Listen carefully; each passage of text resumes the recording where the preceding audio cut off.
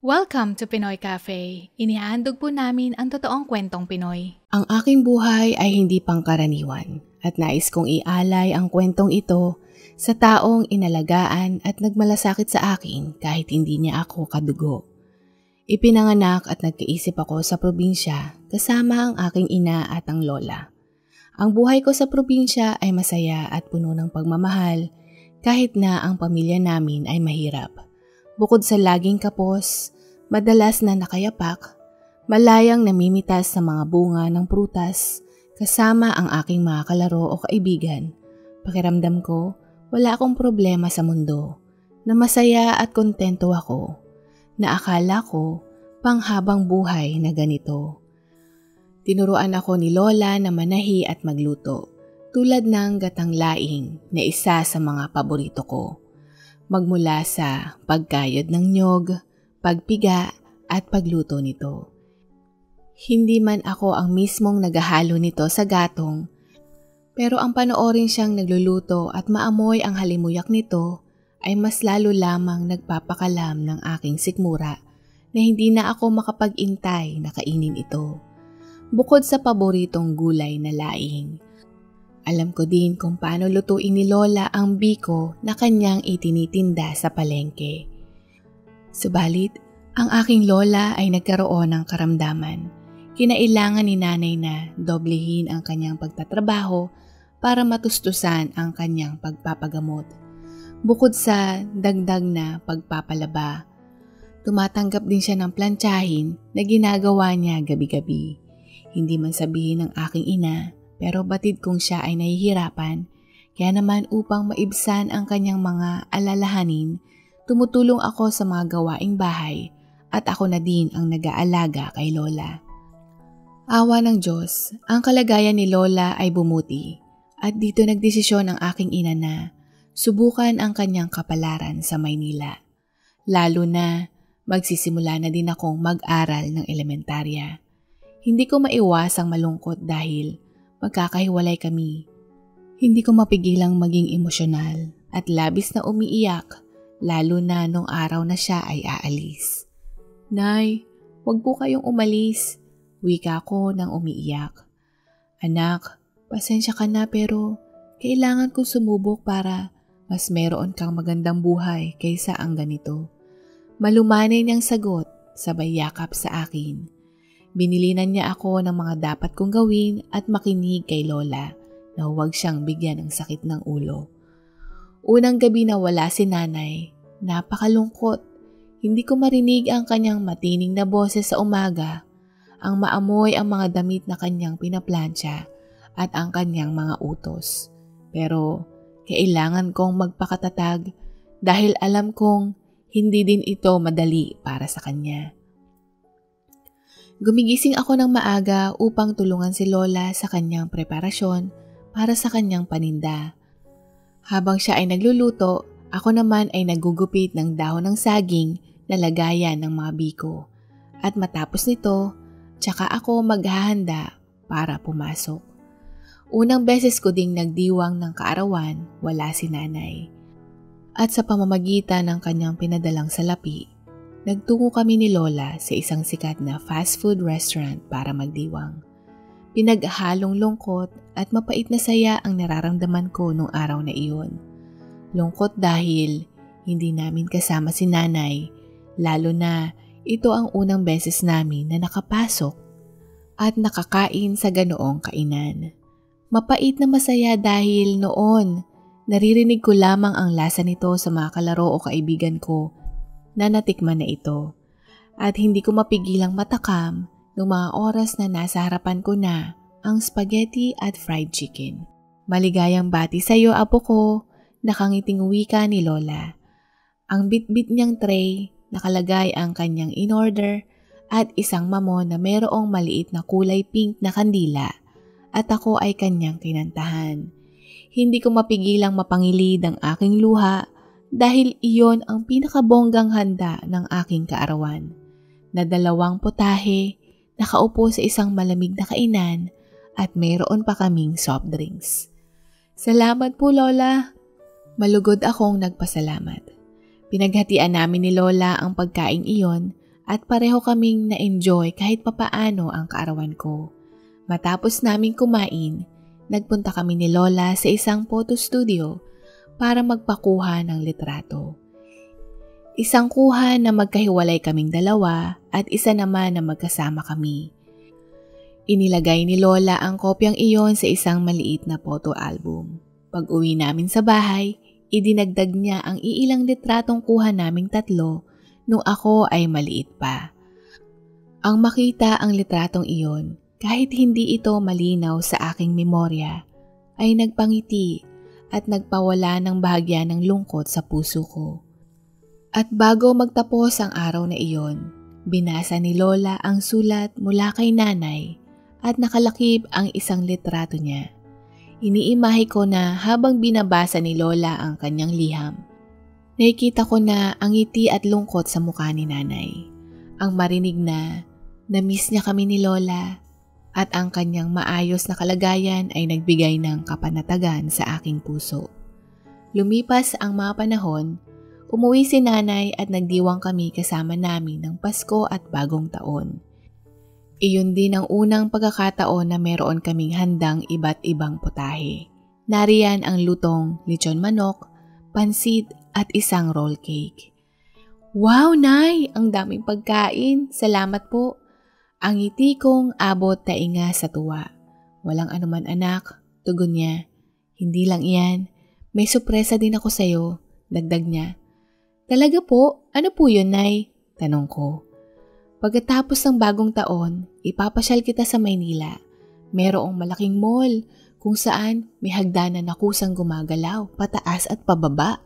Pagpasok mo pa lang ng mall, ramdam na ramdam mo na ang lamig na para kang nasa isang refrigerator.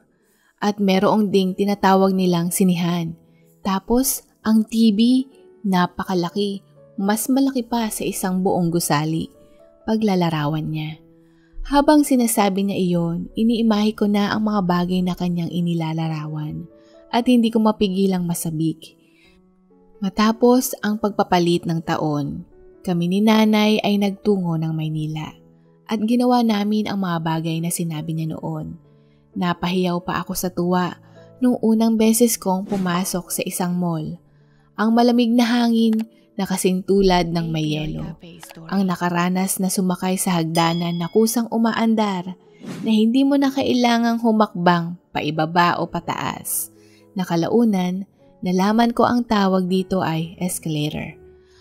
Lahat ng bagay na nakikita ko, hindi ko mapigilang mamangha at sa pagkakataong ito, kasama kong kumain sa loob ng sikat na fast food restaurant ang aking ina. Bukod sa marami akong nakitang interesadong bagay, maliwanag na gusali at mga iba't ibang uri ng mga sasakyan, ay talagang nakamamangha at nakatulog akong may ngiti sa aking labi na kahit sa panaginip ako ay namamasyal at naririnig ang aking halakhak sa sobrang saya ng aking nararamdaman. Sa lugar na kung saan tumutuloy si nanay, marami din ako nakitang iba't ibang klase ng tinapay at natikman nung ako ay naroon. Maaga pa lang si nanay ay umaalis na upang pumasok sa kanyang trabaho. Iniwanan niya ako ng 5 piso para meron akong ipambili ng aking merienda. Bukod sa lutong kanin at sardinas para sa pagkain ko. Ang kanyang tinutuluyan ay isang malaking bahay na merong 7 kwarto. At sa mga kwartong iyon, iba't iba ang nakatira. Pero iisa ang kusina, hapagkainan at sala. Sa nasabing sala, merong telebisyon. Hindi ako nangahas ng mga alam dahil binilinan din ako ng aking ina na huwag mga alam ng mga gamit, lalo na hindi ako pamilyar gamitin upang hindi ito masira. Kaya naman ang ginawa kong libangan habang nag-iintay sa aking ina ay gumuguhit ako ng mga larawan o hindi kaya ako ay nagbabasa ng libro. Sa hapon, maraming tao ang nasa sala at mayroon ding mga nanonood ng telebisyon. Hindi ko mapigilang mapawaw dahil iyon din ang unang beses kong makakita ng telebisyong may kulay. Ang mga taong nakikita ko sa palabas, nakikita ko din ang kulay ng kanilang kasuotan, background, at maging ang kulay ng kanilang buhok at labi. Tunay ngang Ibang-iba ang lugar ng lungsod kaysa sa probinsyang kinalakihan ko. Nabanggit ko kay nanay na nais kong manirahan doon kasama niya. Bagay na hindi niya tinutulan, pero sabi niya, kinailangan makahanap kami ng mga kasama ni Lola, lalo na ito ay matanda na. Hindi lang iyan, meron ding malapit na paaralan ng elementarya doon na pwede ko lamang lakarin mula sa aming tinutuluyan. Sa pagdating ng bagong taon ng pasukan, naasikaso na ni nanay ang paglipat ng aking paaralan. Naibili din niya ako ng mga bagong gamit mula sa backpack, sapatos, uniforme at mga gamit sa paaralan. Kaya naman ganadong-ganado at sabik na pumasok sa paaralan bilang grade 2. Nakatulong ang aking mataas na grado para mapabilang ako sa mataas na seksyon kung saan marami akong librong nakuha. Maayos ang naging takbo ng aming buhay at si Lola ay nakarating na din ng isang beses sa Maynila noong araw ng kaarawan niya. Nagkasama-sama kaming tatlong muli at sa pagkakataong iyon, lahat kami ay nagdiwang sa paborito naming fast food na kainan at namasyal din kami sa mall. Hanggang sa araw ng Sabado, galing kami ni nanay sa palengke nang mayroong sumigaw ng kanyang pangalan. "Oy Lorna!" Napalingon kaming dalawa ni nanay. Wala naman kaming napansin kaya nagpatuloy kami sa paglalakad.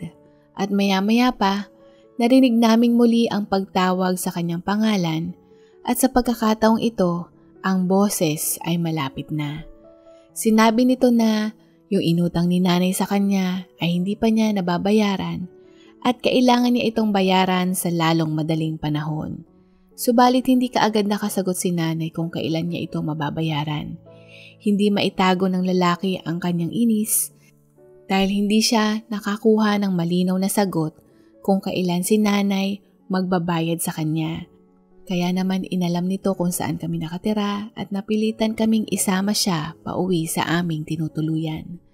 Dahil alam na nito kung saan kami nakatira, kada araw nakikita ko itong lalaking ito nag-aabang kay nanay sa tuwing ako ay galing sa paaralan. Kaya maging ako, naging pamilyar sa itsura niya. Isang beses, nakita ko itong kumakain ng tinapay sa isang panaderya. Nagsalita ito ng, "Oy Neng, anong oras ang dating ng nanay mo?" Sabay subo sa kanyang Spanish bread. Di ko mapigilang himasin ang tiyan ko dahil sa gutom na nararamdaman ko sapagkat walang ulam na iniwan si nanay. Kaya naman, kumain lamang ako ng kaunting kanin at toyo nung almusal. At hindi pa ako nakakakain muli nung makita ko ang lalaking iyon. Napansin niya ang pagtakam ko sa kanyang kinakain kaya, "O eto sa'yo na," bigla nitong sambit. "Huh?" Reaksyon ko na hindi ko maproseso ang kanyang ginawa. "Eto kunin mo na, sa'yo na yan. Babalik na lang ako mamaya at tatanungin ko ang nanay mo." Sagot nito at inilagay ang tinapay sa kamay ko. Salamat po." Sagot ko. Malaki-laki pala ang nahiram ni nanay na pera sa kanya. Nakabayad naman ito minsan pero meron pa siyang nahiram na ginamit niya sa pagluwas ni Lola, pinambili ng mga gamit ko sa paaralan at iba pa na hindi pa niya nababayaran. Umabot na ng ilang buwan ang delay ng nahiram ni nanay kaya naman ayaw na niya itong tantanan ng aking ina para sa pilitang magbayad. Nung una, natatakot ako sa lalaking iyon. Pero nakita ko na hindi naman siya nakakatakot at mukha naman siyang mabait. Na maangas-angas lamang ang kanyang kilos marahil para itago ang kanyang pusong mamon upang ipakita niya sa mga nanghihiram sa kanya na siya ay mahigpit, strikto at nakakatakot ang aura niya para magbayad sa tamang panahon ang mga napahiram niya. Madalas ko siyang nakitang nakatambay sa may panaderya at kapag nakikita niya ako, tatango lamang ako para magbigay galang at didiretso pauwi sa bahay galing sa paaralan. At maya-maya, "Psst, kumain ka na? Eto may sobra akong tinapay, gusto mo ba?" Sambit nito. "Po? Talaga po, akin na po ito?" Tanong ko. "Oo, bigay ko sa'yo." Sambit niya. Ako naman dahil pagkain iyon, lalo na mahirap tanggihan ang grasya, dali-dali akong lalapit sa kanya at kukunin ang kanyang binigay sabay magpapasalamat. Maraming salamat po Mang Jerry, wika ko ng nakangiti. Hindi ko man siya gustong nag-iintay kay nanay pero iyon din ang kanyang pinagkakakitaan kaya naman nais at natural lamang na mabayaran ito. Kalaunan, nasanay na ako na nandoon siya sa paninderya na nag-iintay at ilang beses na din niya akong nabibigyan ng tinapay. Kaya naman isang araw, nagmungkahi ako baka maaari akong gumawa sa mga gawaing bahay na pwedeng makatulong upang mabawasan ang nahiram ni nanay sa kanya. Kaya naman, nung nakita ko siyang muli sa panaderya, sinabi ko kay Mang Jerry na kung pwede akong maghugas at maglinis ang bahay niya kapalit na mabawasan ang hiniram ng aking ina. Pumayag si Mang Jerry, sabi niya, at least mabawasan ang nahiram ng aking ina. Kaya naman matapos kong pumasok, nagpupunta ako sa bahay niya at naglilinis at naghugas ng pinggan. Aba, nakakasilaw ang bahay, di ba Jimmy? Sambit ni Mang Jerry sa kanyang nakababatang kapatid. Oo nga kuya, kain na tayo. Mukhang gutom na din si Lenlen, sambit nito. Habang naglilinis kasi ako ng bahay, nagluluto na si Mang Jimmy. Nagsimulang maghain si Mang Jerry at kami ay kumain. At habang kami ay kumakain, bigla kong naalala ang takda kong aralin sa Sipnayan. Kaya naman, tinanong ko sila kung alam nila ang tungkol dito. At nung matapos kaming kumain ng hapunan, tinuruan ako ni Mang Jerry sa aking takdang aralin. Magmula noon, kapag tapos na ako sa mga gawain ko sa bahay ni Mang Jerry, doon na ako maghahapunan at gumagawa na din ng takdang aralin. At si Mang Jimmy naman ay merong sariling sari-sari store. Kalaunan, si nanay unti-unting nababayaran ng hulugan ang kanyang mga nahiram. Subalit, nagkasakit muli si Lola. Nanghiram muli si nanay kay Mang Jerry para ipambayad sa ospital. Kaya naman, nadagdagan itong muli at nais kong makatulong lalo na malaki-laki din ang nahiram muli ni nanay. Kaya naman imbes na maghugas ng plato o maglinis ng bahay nila, ako na lang ang pinagbabantay nila ng sari-sari store. Dahil sa akin na ilangang mag-alaga at mag-asikaso kay Lola, hindi kaagad nakabalik si nanay. Kaya naman bago siya bumalik ng probinsya, pinakiusapan muna niya si Mang Jerry na kung maaari doon muna ako sa kanila manirahan upang mabawasan din ang pagbayad sa upa sa kwartong tinitirhan namin ni nanay doon. Pumayag naman si Mang Jerry at magmula noon, nanirahan ako sa kanila at sila na ang naging guardian ko. Aaminin ko, hindi ako nahirapan mag-adjust magmula noong tumira ako sa bahay nila. Sa bahay na iyon, binigyan nila ako ng sariling kwarto. May malambot na higaan at lamesa para sa aking pag-aaral. Sa pagtira ko doon, bukod sa pagpapautang, meron din siyang pag-aari ng truck ng pang-deliver. Kapag wala siyang driver, minsan si Mang Jerry o Mang Jimmy ang nagmamaneho. Isang beses, habang ako ay gumagawa ng takdang aralin sa tindahan, nakita niya ang sirang swelas ng aking sapatos na pamasok. Walang pag-aalinlangan na inayos ni Mang Jerry ang sapatos ko. Lenlen, kunin mo yung rugby sa ilalim ng lababo. Aayusin ko yung sapatos mo. Utos nito sa akin. Hindi lang iyan, bukod sa libreng tulugan, pagkain, nagbibigay din siya ng aking baon sa eskwela. Si Mang Jerry din ang madalas na nagpupunta sa paaralan kapag may PTA meeting o kailangan ipatawag ang aking magulang. Sa paglipas ng panahon, dahil madalas wala si nanay, hindi ko napapansin na siya na ang tumayo kong magulang. Dito ko natuklasan ang tungkol sa buhay ni Mang Jerry. Ang kanyang asawa at anak ay pumanaw dahil sa aksidente. Ibinenta niya ang lahat ng kanyang ari-arian at tumuloy sa bahay ng kanyang kapatid na si Mang Jimmy. Nagdesisyon siyang umalis sa dati niyang tahanan sa kadahilanang ang bawat sulok nito nagpapaalala ng kanyang pamilya.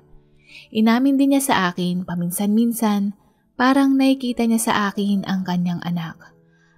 Ang kanyang kapatid namang si Mang Jimmy ay nag-iisa din at walang karelasyon. Ang pisikal at panlabas na kaanyuan niya ay panglalaki, pero ang puso niya ay pareho ng sa babae. O maaari kong sabihing berde ang kanyang dugo. Ang ilang linggo lamang sanang itatagal ni nanay sa probinsya ay umabot ng ilang mga buwan. Bagamat magkahiwalay kami ni nanay upang hindi ako mangulila sa kanya, madalas nagpapahiram si Mang Jerry ng kanyang cellphone upang paminsan-minsan kapag tumatawag si nanay sa kanya, nakakausap ako. Si Mang Jimmy naman ay magaling sa larangan ng sining at nakitaan niya ako ng natural na galing. Kaya naman kapag wala akong pasok at meron kaming pamatay ng oras, kaming dalawa ay gumuguhit.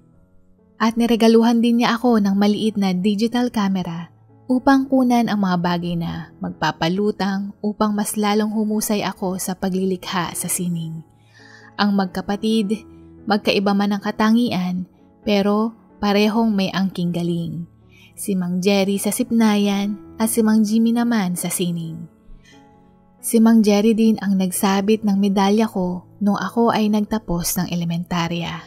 Sa aking pagtatapos, niregaluhan ako ni Mang Jerry ng cellphone at sinabing pumayag si nanay na ipagpatuloy ko ang pag-aaral ko sa Maynila. Hindi ko mapigilang matuwa at nagpasalamat dahil sa kanyang kagandahang loob. At ang kasayahang ito ay nasundan ng lungkot dahil si Lola ay tuluyan ng pumanaw. Kahit na nagpahiram muli si Mang Jerry para sa libing ni Lola, labis itong ikinahiya ni nanay. Kaya naman nung matapos ang lamay at nailibing na si Lola, si nanay nagdesisyong magpaiwan sa probinsya at sinabi niyang marami daw siyang aasikasuhin pa at susunod na lamang, pero kalaunan nalaman ko ang tunay na dahilan. 1 taon matapos ang pagpanaw ni Lola, inaasahan kong babalik si nanay sa Maynila at dito na niya sinabi sa akin ang totoo. Labis na nahihiya si nanay kay Mang Jerry sa laki ng kanyang halagang inutang at batid niyang imposibleng makapagbayad. Kaya naman naisip niya ang 2 dahilan. Una, hindi na siya bumalik ng Maynila para hindi siya mapilitang magbayad. Lalo na alam niya na kahit anong kanda-kuba-kuba niya, ang kikitain niya sa utang lamang ito mapupunta. At bukod doon, kailangan din niyang gastusan ang pagtira doon. Pangalawa, kung babalik siya ng Maynila, may hirapan siyang pag-aralin at buhayin ako. Kaya naisip niyang iwan na lang ako kay Mang Jerry nang sa ganon ako ang magbayad. Kumbaga sa pamamagitan ng pagtulong ko sa gawaing bahay, pagbabantay at iba pa. At isa pa, mas malaki daw ang tsansang makapag-aral ako kung mananatili ako sa Maynila. Masakit daw ito para sa kanya at matatawag na makasarili ang desisyon niya, pero ito lamang daw ang paraan para gumanda ang buhay ko. Nung unang beses kong marinig iyon, hindi ko ito matanggap. Naisip ko na tinakasan na niya ang kanyang responsibilidad. Kaya naman nagkaroon ako ng hinanakit sa kanya. Dahil hindi ako sang-ayon sa kanyang katuwiran, pinili kong hindi kausapin o itigil ang ugnayan ko sa aking ina. Mas pinili akong abandonahin ang sarili kong ina. Pero si Mang Jerry, hindi nagdalawang isip na ako ay kupkupin. Marahil naiintindihan niya ang aking ina o marahil labis na awa ang kanyang nadarama. Kung ano paman, hindi ko sinayang ang pagkakataon at ipinakita ko ang pagpapahalaga sa pamamagitan ng pag-aaral ng mabuti, magkaroon ng mataas na marka at makatapos. Tuwing kaarawan ko, walang palya ang parisukat na cake, spaghetti, laing, biko at manok na handa. At kada taon, sa pamamagitan ng kamerang ibinigay sa akin, marami akong naipong mga litrato namin na magkakasama. Nung minsang nabanggit ko na nais kong mag-beach, gamit ang truck, kaming 3 nagtungo upang makita ang dagat. Nung oras ng prom ko, si Mang Jimmy ang nag-ayos at naghanap ng aking damit. At nung nakatapos naman ako ng sekundarya, muli si Mang Jerry ang nagsabit ng aking medalya. At nung mga sandaling iyon, Handa na akong maghanap ng trabaho. Pero si Mang Jerry, sinabi niyang ipagpatuloy ko ang pag-aaral sa kolehiyo at siya ang magpapaaral sa akin. Nung marinig ko iyon, ang luha ko hindi tumitigil ang pagpatak dahil magpasa hanggang ngayon, hindi ako makapaniwala na ito ang buhay ko. Dito ko din napagtanto ang sinabi ni nanay noon na naiintindihan ko na ang kanyang rason kung bakit mas pinili niyang lumayo. Kaya naman kapag ako ay may naipon mula sa mga allowance na nakukuha ko, ipinapadala ko ito paminsan-minsan kay nanay. Sa paglipas ng panahon, napapansin kong puro sa akin na pupunta at mga pangangailangan ko ang inuuna ni Mang Jerry. 3rd year college ako noon. Naglilinis ako ng bahay nang mapansin ko ang sapatos niya. Ito ay pudpud at napansin ko ding ilang beses na itong nilagyan ng rugby. Hindi lang iyan na kahit simpleng pananakit ng ulo, hindi siya nagpapatingin dahil sabi niya, ipambabaon ko na lang kaysa ipanggamot niya kung simpleng sakit lamang iyon ng ulo. Sa hindi ko maipaliwanag na dahilan, ako ay biglang napahagulgol dahil sa maraming taon na nakasama ko siya, madalas ko pa ding inuuna si nanay kaysa kay Mang Jerry. At ni minsan, hindi ko siya tinawag na tatay o papa. Na nung mga sandaling iyon, doon ko lang napagtanto na mahigit pa sa tunay na anak ang turing niya sa akin. Hindi man niya sinasabi, pero makikita ko sa kanyang mga kilos ang kanyang pag-aalaga at pagmamahal. Na sa bawat pag-akyat ko ng entablado tuwing ako ay nagtapos sa pag-aaral, siya ang tumayo kong magulang. Kaya naman nung isinama akong muli ni Mang Jimmy sa kanyang racket na taga-makeup sa isang paligsahan, yung perang kinita ko doon, ibinili ko ng bagong sapatos para kay Mang Jerry. Ay, hindi pa lamang, kundi tatay. Sabik akong tinawagan siya kung anong oras siya uuwi at naghanda ako ng kanyang paboritong pagkain na paborito ko din gaya ng laing at dinagdagan ko ito ng sisig at pansit. Asa na po kayo? Sambit ko mula sa tawag. Pabalik na ako, Len. May ipapasabay ka ba? Sagot niya. Wala naman po, pero may sorpresa po ako sa inyo, tatay. Wika ko at nagsimula na akong lumuha. Tatay? Sambit niya, makaraan ang ilang segundong katahimikan. Opo, tatay. Pasensya na po. Kung matagal na panahon ko po bago ito nasabi. Umiiyak kong wika. Sagot niya na maririnig kong nagpipigil siya ng luha at narinig kong huminga siya ng malalim at nagsalitang muli. Pauwi na rin naman si tatay, anak. Sige na, bye-bye. At ibinaba ang tawag marahil para hindi ko marinig ang kanyang pag-iyak. At ako ay nag-intay. Subalit, makaraan ang 1 oras, 2, 3, hindi siya dumating. At nung madaling araw na iyon, nakatanggap kami ng tawag mula sa pulis. Ang sasakyang kanyang minamaneho ay nabangga at kasalukuyan siyang comatose. Sa aksidenteng iyon, ayon sa mga doktor, siya ay inatake ng stroke at nagkaroon din siya ng seizure, kaya labis na naapektuhan ang kanyang ulo. Napakasikip ng dibdib ko, hindi ko mailarawan ang labis na sakit. Hindi ako umalis sa tabi niya. Kahit ilang beses akong sinabihan ni Mang Jimmy na ang tawag ko ay mamang, na umuwi, magpahinga, matulog at pumasok sa eskwela, pero hindi ko magawa. Gusto ko, nais kong nasa tabi ako ni tatay sa oras na siya ay magising. Ngunit lumipas ang 1 linggo at walang pagbabago sa kanyang kalagayan. Ayaw ko namang magising si tatay na dismayado dahil itinigil ko ang aking pag-aaral, kaya nagpatuloy ako at sa pagkakataong ito, katulong ko si nanay na nagbabantay sa kanya sa ospital habang wala kami ni mamang. 6 na buwan mula nang siya ay nakomatose, sa wakas, siya ay nagising. Ngunit hindi pa doon nagtatapos ang aming suliranin dahil nung pagising niya, wala siyang maalala o neurological amnesia ang diagnose ng doktor. Napaluha ako nung Hahawakan ko sana ang kanyang kamay pero iniwas niya ito.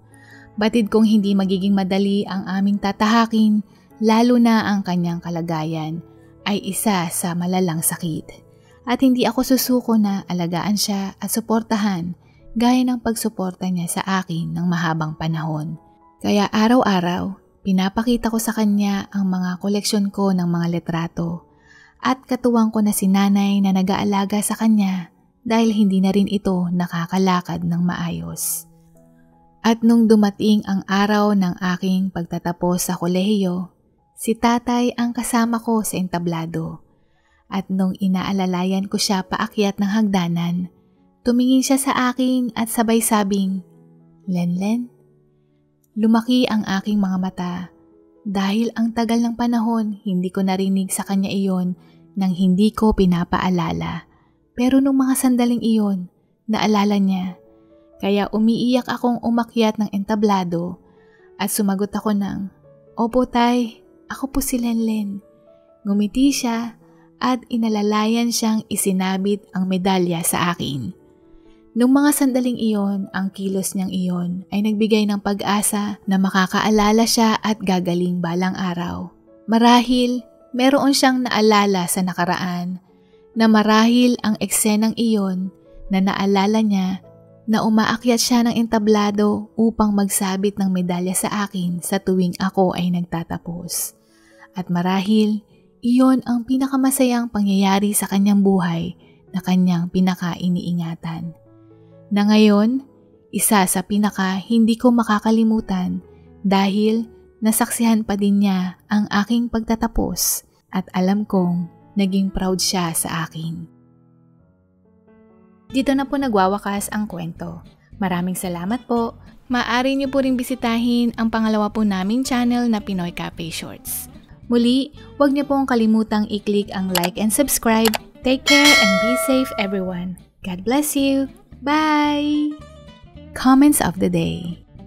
April Spindler, Adela Suyan, Henry Roldan,